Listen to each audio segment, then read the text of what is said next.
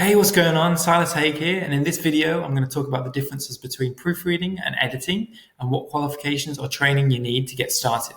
So first things first, proofreading versus editing. A lot of people get this very confused, and even clients do as well. They think that what a proofreader's role is sometimes is what an editor's role is, and vice versa. It can get very confusing, so I'm going to clear it up because the worst thing that can happen is you are editing at a proofreading rate, because editing takes a lot longer. Now, editing is the big picture stuff, rearranging, deleting, changing words around, making sure that, everything flows well and everything reads as intended and everything like that. When it comes to editing work, you can charge a lot more because it's a lot more work, it's a lot more effort to rewrite and reword things, and it takes a lot more time too, so they can charge a lot more.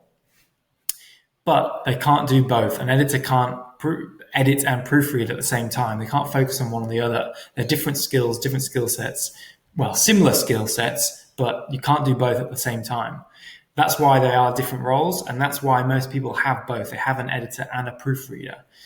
Now, editors are after the first draft or the initial few drafts, and then proofreaders, they come later on. Proofreaders are the final draft, and they are turning the final draft into the polished and ready to post content, ready to go live content.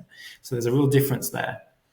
Now, when it comes to proofreading, it's all about meticulously going through the document with like a fine-tooth comb and checking it and finding certain errors. So finding spelling errors, grammar errors, formatting errors, capitalization errors, and punctuation errors.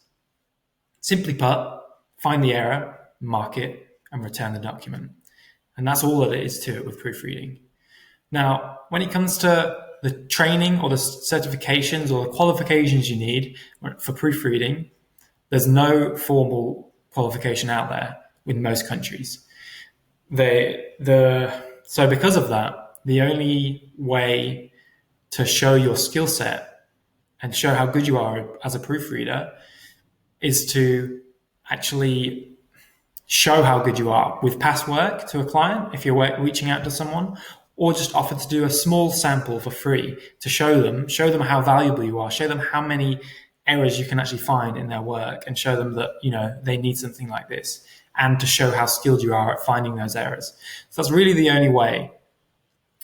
Now, in saying that, although there's no formal qualification, the best training out there, the training that I went through, is by a lady called Caitlin Pyle at Proofread Anywhere.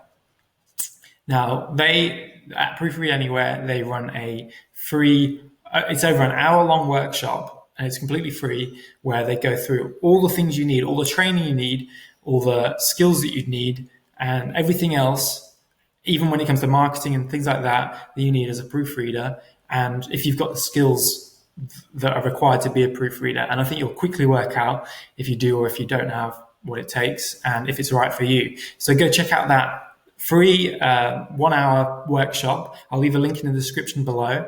And if you go through the link below, you'll also get access to my exclusive bonuses that I'll give out to you.